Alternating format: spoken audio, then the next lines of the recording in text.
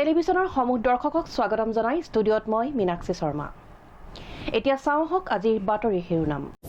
আজি 17 জানুৱাৰী ৰাজ্যজুৰি স্মৰণ সুন্দৰৰ পূজাৰী জ্যোতিপ্ৰসাদ আগৰৱালা। ডিব্ৰুগড়ত 47 গ্ৰাম ড্ৰাগছ জব্দ, আটক নেহা দাস নামৰ এগৰাকী মহিলা। ৰাহুল গান্ধীৰ এয়া শেষ অসম ভ্ৰমণ, মন্তব্য কৃষিমন্ত্ৰী অতুল বৰাৰ। ডিব্ৰুগড়ত উপস্থিত নিখিল ভাৰত কংগ্ৰেছ কমিটিৰ সম্পাদক বিকাশ বিশ্ব উপাধ্যায়। এতিয়া বিতং বাতৰি। এইবাৰ ড্ৰাগছ সৰবৰাহকাৰী ৰূপত ডিব্ৰুগড় যুৱতী।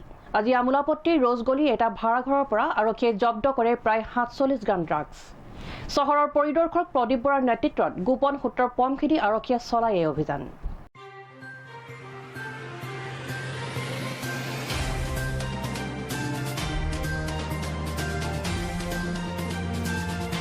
ডিব্ৰুগড়ৰ ড্ৰাগছ ব্যৱসায়ী ৰূপত যুৱতী। ডিব্ৰুগড়ৰ আমোলাপট্টিৰ ৰ'জগলিৰ এটা বাসগৃহৰ পৰা জব্দ প্ৰায় 47 গ্ৰাম ড্ৰাগছ, আটক নেহা দাস নামৰ এগৰাকী যুৱতী।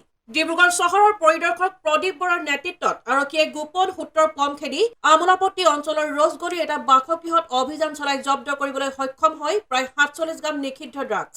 লগতে ড্ৰাগছৰ ব্যৱসায় চলাই থকা নেহা দাস নামৰ এগৰাকী যুৱতীক আটক কৰে। আনহাতে ধৃত নেহা দাসৰ স্বামী ৱাছিম এজন কুখ্যাত ড্ৰাগছ সৰবৰাহকাৰী। ৱাছিম ইতিমধ্যে ড্ৰাগছ সৰবৰাহৰ গোচৰত কাৰাৰুদ্ধ হৈ আছে।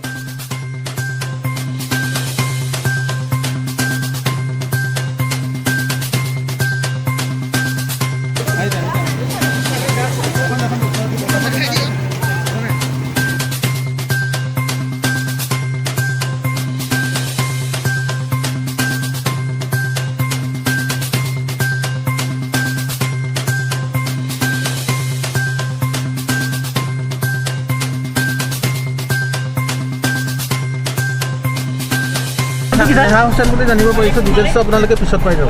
কিমান পৰিমাণ হ'ব? আমি স্মল কণ্টেইনাৰ পাইছোঁ 42টামান। কাৰ ঘৰ মানে এইটো হেৰি মালিকটোতো সুন্দৰদা হয়, ভাড়াতীয়া হয়। এইকেইটা নাম নাজানো মই কি হয়। ইয়াতে কেইদিনমানৰ পৰা এনেকুৱা হেৰি কৰি আছে। এইটো এতিয়া আমাৰ সুন্দৰদা বুলি জানো। ভাড়াতীয়া হিচাপে আমি নাম চিনি নাপাওঁ, এনে জানো ভাড়া ঘৰত বুঢ়ী মানুহ এজনী থাকে, মাক আৰু কেঁচুৱা এটা থাকে। ড্ৰাগছ বুলি এতিয়া আমি মানে শুনামতে শুনিছোঁ আৰু। এহেঁতক এনেকৈ থাকিব দিলে আজি অলপ দিনৰ আগতে তাতো ধৰা পৰিছিলে বুলি কোৱা হৈছে। মানুহজন তোৰ জেলত সোমাই আছে। তেখেতেলোকে সদায় অহা যোৱা ল'ৰা অহা যোৱা কৰি থাকে, ইজনৰ পিছত সিজন অহা যোৱা কৰি থাকে। আজি ৰাতিপুৱা তাতে ময়ো নিজে দেখিছিলোঁ দুজন ল'ৰা অহা যোৱা কৰি আছে। এহেঁতক এনেকুৱা কৰিব লাগে যেন ভৱিষ্যতে কোনো ভাড়াঘৰত থাকিব নোৱাৰা কৰি দিব লাগে, যেন ক'ত সিহঁতি থাকিবলৈ কোনো জেগা নাইকিয়া কৰি দিব লাগে। বেয়াটো বেয়া, ভালটো ভাল। নামটোহে মই নাজানো। সিহঁতক এনেই দূৰৰ পৰা দিছে আৰু সমাজখনো আমাৰ এই পৰিৱেশটো বেয়া কৰি দিছে। কাৰণ কেলৈ আমাৰ উঠি অহা প্ৰজন্মৰ ল'ৰা ছোৱালীৰ কাৰণে ভৱিষ্যতটো বেয়া হৈছে। ডিব্ৰুগড়ৰ পৰা আইনুলৰ সহযোগত জয় ইছলামৰ ৰিপৰ্ট, AN টেলিভিছন। আজি 17 জানুৱাৰী শিল্পী দিৱস। ৰূপকোঁৱৰ জ্যোতিপ্ৰসাদ আগৰৱালাদেৱৰ পবিত্ৰ পুণ্যতিথি। শিল্পীগৰাকীৰ প্ৰতি শ্ৰদ্ধা জনাই ৰাজ্যত প্ৰতি বছৰে পালন কৰি অহা হৈছে আগৰৱালাদেৱৰ মৃত্যুতিথি তথা শিল্পী দিৱস। আজি 17 জানুৱাৰী শিল্পী দিৱস। ৰূপকোঁৱৰ জ্যোতিপ্ৰসাদ আগৰৱালাদেৱৰ পবিত্ৰ পুণ্যতিথি। শিল্পীগৰাকীৰ প্ৰতি শ্ৰদ্ধা জনাই ৰাজ্যত প্ৰতি বছৰে পালন কৰি অহা হৈছে জ্যোতিপ্ৰসাদ আগৰৱালাদেৱৰ মৃত্যুতিথি তথা শিল্পী দিৱস। 1903 চনৰ 17 জুনত ডিব্ৰুগড় জিলাৰ তামোলবাৰী চাহ বাগিচাত জন্মগ্ৰহণ কৰা জ্যোতিপ্ৰসাদ আগৰৱালাই অসম আৰু অসমীয়াক দি গৈছে সাহিত্য সংস্কৃতিৰ মেটমৰা সম্ভাৰ। তেখেত আছিল একাধাৰী গীতিকাৰ, নাট্যকাৰ, লেখক, ছবি নিৰ্মাতা, পৰিচালক আদি প্ৰতিভাৰে সমৃদ্ধ বহুমুখী প্ৰতিভাৰ এটি নক্ষত্ৰ সদৃশ বিশাল ব্যক্তিগৰাকী।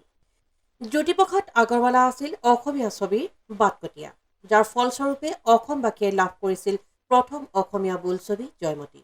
1935 চনৰ 10 মাৰ্চত মুক্তি লাভ কৰিছিল এই ছবিখনে।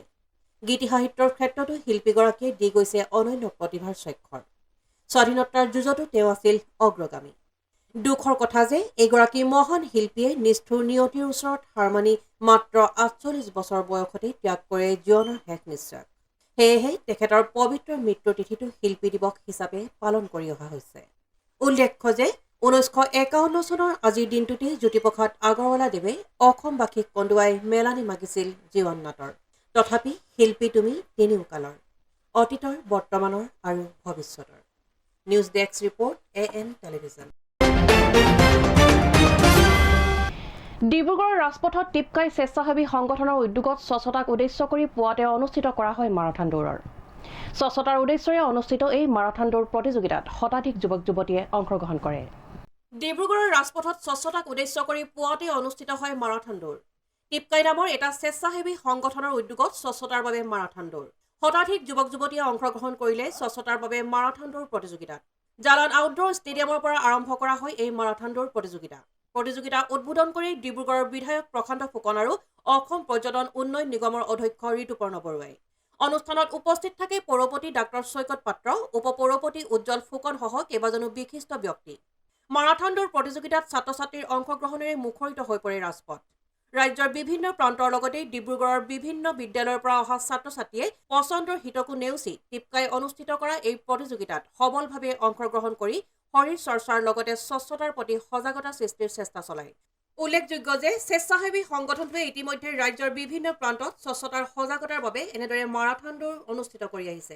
এইটো টিপকাই নামৰ এটা NGOয়ে গোটেই বস্তু অৰ্গেনাইজ কৰিছিলে আৰু লগতে সহযোগিতা আগবঢ়াইছিলে state level advisory committee government of Assam আৰু এথলেটিক এছ'চিয়েশ্যন অফ আছাম এই দুইটা সংগঠন ইয়াৰ সহযোগিতা আগবঢ়াইছিলে তেওঁলোকৰ একচুৱেলি তত্বাৱধানতে হৈছিলে আৰু সহযোগিতা আমি ডিব্ৰুগড় জিলা ক্ৰীড়া সন্থাই আমি আগবঢ়াইছিলোঁ এইটো ৰাণ ফৰ স্বচ্ছতাটো হৈ গ'ল কিপ ইণ্ডিয়া ক্লিন যিটো আমাৰ থিম তাৰ ওপৰতে কৰা হৈছে স্বচ্ছতাৰ ওপৰতে কৰা হৈছে আৰু প্ৰায় 250 প্ৰতিযোগীয়ে ইয়াত ভাগ লৈছিলে 16 বছৰ অনুৰ্ধ আৰু 16 বছৰ ওপৰৰ দুটা গ্ৰুপত এই গোটেই প্ৰতিযোগিতাখনি হৈছিলে আৰু আমি আশা কৰিছিলোঁ বহুত হ'ব কিন্তু পুৱাৰ ভাগত আপোনালোকে জানে যিহেতু যোৱাকালি ৰাতি বৰষুণ আহিলে ডিব্ৰুগড়ত তো পুৱাৰ ভাগত অকণমান কম হ'ল প্ৰতিযোগী কিন্তু তৎসত্ত্বেও আমি ভাবিছোঁ 250ৰ পৰা 260 ইমানখিনি হ'ল আৰু আমাৰ ডিব্ৰুগড় সমষ্টিৰ বিধায়ক প্ৰশান্ত ফুকন ডাঙৰীয়া উপস্থিত আছিলে আমাৰ মিউনিচিপালিটিৰ চেয়াৰমেন সৈকত পাত্ৰ ডাঙৰীয়া ডক্টৰ সৈকত পাত্ৰ ডাঙৰীয়াকে প্ৰমুখ কৰি আমাৰ জিলা ক্ৰীড়া সন্থাৰ প্ৰেছিডেণ্ট ডক্টৰ দেৱজিৎ দত্ত মই নিজেও আছিলোঁ আৰু ATDCৰ চেয়াৰমেন আপোনালোকে জানে প্ৰাক্তন বিধায়ক কোলাহৱালৰ শ্ৰী ঋতুপৰ্ণ বৰুৱা ডাঙৰীয়া তেওঁ উপস্থিত আছিলে আৰু লগতে ভাইচ চেয়াৰমেন উজ্জ্বল ফুকন ডাঙৰীয়াও উপস্থিত আছিলে আৰু খুব সুন্দৰকৈ হৈ গ'ল প্ৰতিটো গ্ৰুপতে ল'ৰা ছোৱালী ওলাইছে আমি কনচলেশ্যন প্ৰাইজো ৰাখিছিলোঁ কিন্তু সেয়ে আৰু অকণমান কম হ'ল বতৰটোৰ কাৰণে news desk report AN television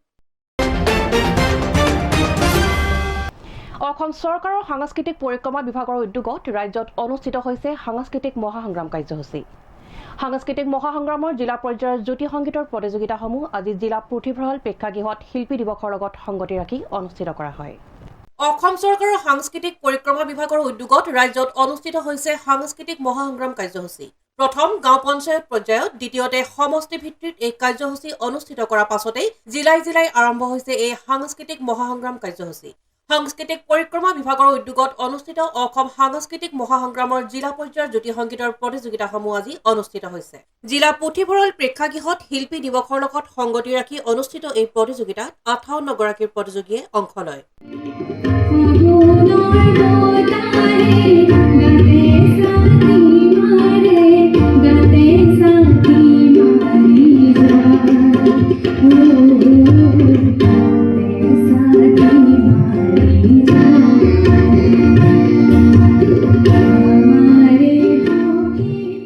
আমাৰ ক শাখাৰ প্ৰথম প্ৰতিযোগিতাসমূহ আৰম্ভ হৈছে আমাৰ ইতিমধ্যে যিখিনি আমাৰ দিয়া আছিলে ভূপেন্দ্ৰ সংগীত ৰবীন্দ্ৰ সংগীত আৰু আপোনাৰ জ্যোতি সংগীত আমাৰ ইতিমধ্যে হৈ গৈছে আজি জ্যোতি সংগীতৰ চলি আছে আমাৰ টোটেল পাৰ্টিচিপেণ্ট আছে 58 আশা কৰিছোঁ ল'ৰা ছোৱালী বহুত সুন্দৰ গায় যথেষ্ট টাফ কম্পিটিশ্যন হৈছে আমাৰ ইতিমধ্যে যিখিনি আমাৰ কম্পিটিশ্যন হৈ গৈছে যথেষ্ট টাফ হৈছে আৰু ঠিক তেনেকৈ আজি আমাৰ তেনেকৈ আৰম্ভ হৈছে আশা কৰিছোঁ আমাৰ ল'ৰা ছোৱালী ইয়াৰ ডিব্ৰুগড় ডিষ্ট্ৰিক্টৰ পৰা চিলেকশ্যন যিকেইজনে পায় আমি আশা ৰাখিছোঁ তেওঁলোকে গৈ পেলাই আমাৰ ষ্টেট লেভেলতো কিবা এটা মানে চিলেকশ্যন পাব বুলি মই ভাবোঁ বা আশা ৰাখিছোঁ ডিব্ৰুগড়ৰ পৰা আইনুলৰ সহযোগত জয় ইছলামৰ ৰিপৰ্ট AN টেলিভিজন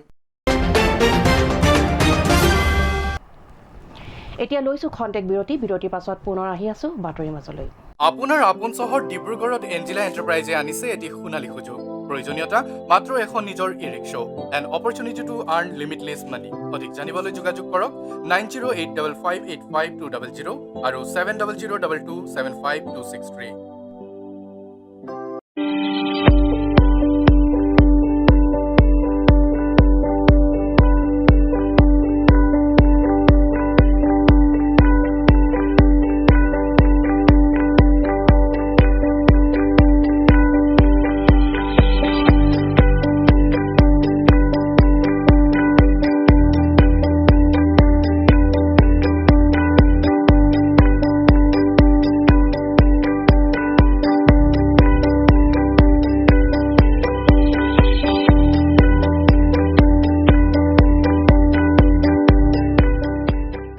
পুনৰ আহিছো বাতৰি মাজলৈ কি বিজেপি কি অগপ কি বিৰোধী প্ৰতিটো দল এতিয়া ব্যস্ত নিৰ্বাচনী কুচকাবাজত সেই সম্পৰ্কে আজি ডিব্ৰুগড়ৰ ৰাজীৱ ভৱনত উপস্থিত হৈ প্ৰাক্তন মন্ত্ৰী তথা নিখিল ভাৰতৰ কংগ্ৰেছ কমিটিৰ সম্পাদক বিকাশ বিশ্ব উপাধ্যায় সমাগত লোকসভা নিৰ্বাচনলৈ মাজত মাথো কেইটামান মাহ কি বিজেপি কি অগপ কি বিৰোধী প্ৰতিটো দল এতিয়া ব্যস্ত কুচকাবাজত লোকসভা নিৰ্বাচনক লৈ কঁকালত টঙালি বান্ধিছে কংগ্ৰেছেও আজি ডিব্ৰুগড়ৰ ৰাজীৱ ভৱনত উপস্থিত হৈ কংগ্ৰেছৰ এটা শক্তিশালী দল আৰু নিৰ্বাচনৰ বাবে সাজু বুলি মন্তব্য আগবঢ়াই প্ৰাক্তন মন্ত্ৰী তথা নিখিল ভাৰত কংগ্ৰেছ কমিটিৰ সম্পাদক বিকাশ বিশ্ব উপাধ্যায়ে ये भारत जोड़ो न्याय यात्रा एक कोई पॉलिटिकल यात्रा नहीं है। राहुल गांधी जी पूरे देश में फर्स्ट फेज में कन्याकुमारी से कश्मीर तक उन्होंने पदयात्रा की और दूसरे फेज में मणिपुर से महाराष्ट्र मुंबई तक यात्रा कर रहे हैं और ऐतिहासिक यात्रा मैं समझता हूँ कोई भी जनप्रतिनिधि आज तक इतनी बड़ी यात्रा नहीं किया होगा। और लोकसभा चुनाव को लेकर तो कांग्रेस की अपनी तैयारी चल रही है, बैठकें चल रही है, विधानसभा wise observer, Lok Sabha wise observer अपने अपने कामों में लगे हैं, BLO की ट्रेनिंग चल रही है, अलग अलग प्रकार से हमारे साथी काम कर रहे हैं और लोकसभा चुनाव को कैसे लड़ना है उसके लिए प्रत्याशी से लेकर हर चीज़ पर हम पूरी ध्यान के साथ काम कर रहे हैं। डिब्रूगढ़ लोकसभा के लिए क्या कौन उम्मीदवार होंगे? देखिए उम्मीदवार तो अभी कैसे मैं कह सकता हूँ, लेकिन कांग्रेस के कार्यकर्ता मजबूती के साथ अभी काम में लगे हैं और अच्छा प्रत्याशी का चयन होगा और उसको टिकट मिलेगा। ইতিমধ্যে আমি ইলেকশ্যনৰ কাৰণে আমি সাজু হৈছোঁ। আমাৰ তিনিচুকীয়া জিলাৰ ডিব্ৰুগড় জিলাৰ প্ৰতিটো ব্লক মণ্ডলৰ আমাৰ সমিতিসমূহ মানে সবলভাৱে আমি ৰেডি হৈ আছোঁ আগন্তুক লোকসভা নিৰ্বাচনৰ প্ৰতিনিধিত্ব কৰিবৰ কাৰণে। আপোনালোকে দেখিছে বৰ্তমান বিজেপি চৰকাৰে যি ধৰণে জনসাধাৰণৰ প্ৰতি যি দায়বদ্ধতা তেওঁলোকে পালন কৰা নাই আৰু তাৰ প্ৰতিবাদ ৰাইজৰ ক্ষোভ আছে, ৰাইজে ৰাজপথত ওলাই আহিছে আৰু আমিও সাজু হৈ আছোঁ।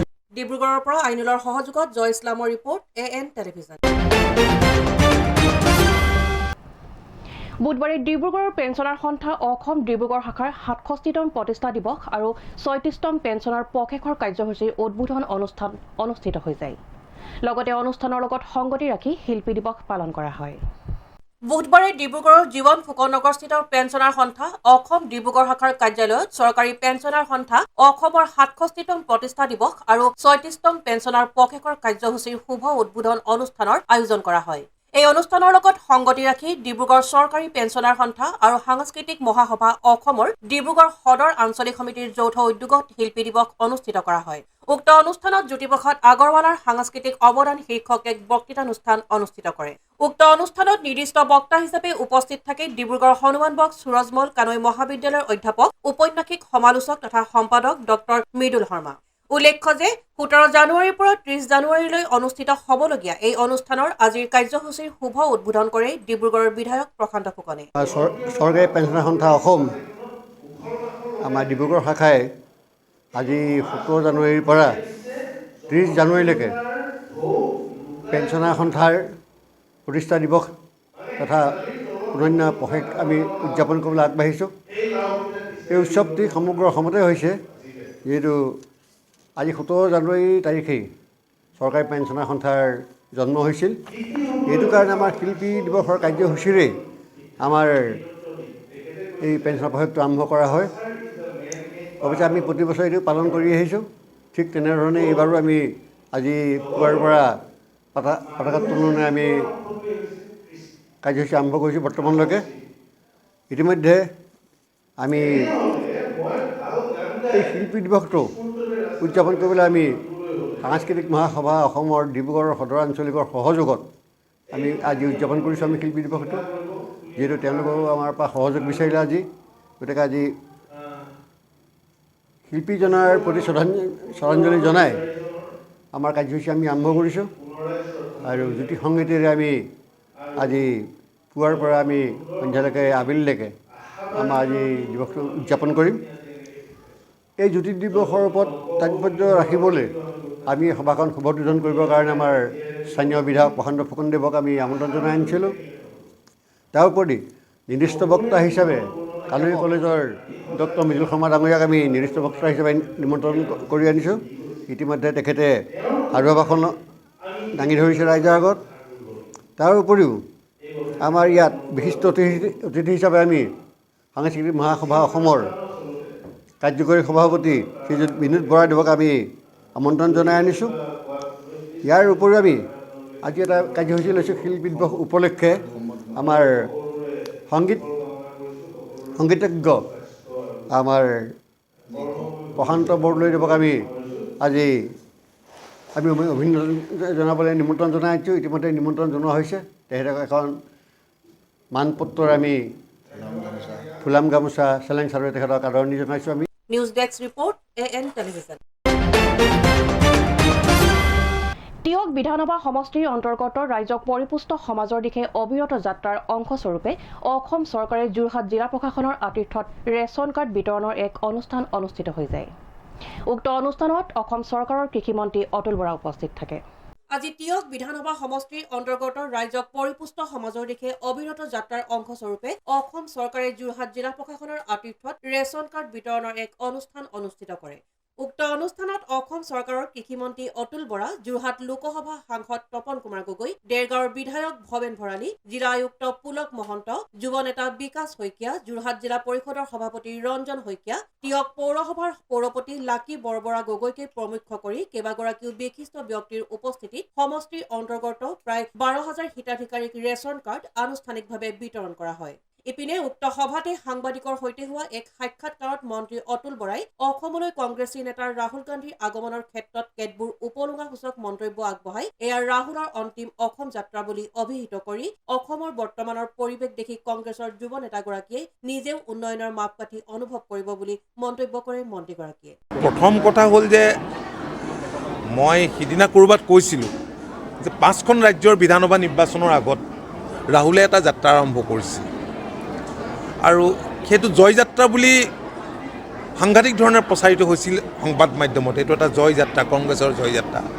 কিন্তু সেইটোতো জয়যাত্ৰা নহ'ল, এইটো পৰাজয় যাত্ৰাই হ'ল। আৰু সেইটো মই সেইকাৰণে অভিহিত কৰিছোঁ যে পৰাজয় যাত্ৰাৰ ফেজ নম্বৰ 1।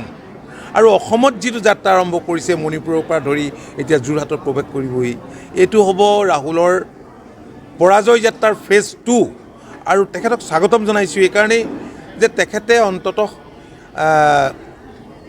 নিজে উপলব্ধি কৰিব যে কংগ্ৰেছৰ দিনত যদি আজিৰ চৰকাৰে কৰা কামখিনি কৰিলেহেঁতেন তেতিয়াহ'লে ৰাজ্যখনৰ অৱস্থা এনেকুৱা হৈ নাথাকিলেহেঁতেন। তেওঁতো সোমায়ে দেখিব নহয়, সোমায়ে জালুকবাৰী পাৰ হৈ দেখিব যে এখন দলং, পাণবজাৰলৈ গ'লে দেখিব ৰ'পৱে, আৰু এখন দলং নিৰ্মাণ হৈ আছে।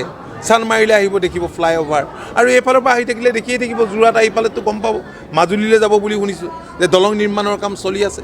ডিব্ৰুগড়লৈ দেখিব বগীবিল দলং, শদিয়ালৈ যোৱা সেইখন দলং। গতিকে উন্নয়নৰ এখন নতুন ছবি ৰাহুলৰ দেখাৰ সৌভাগ্য হ'ব।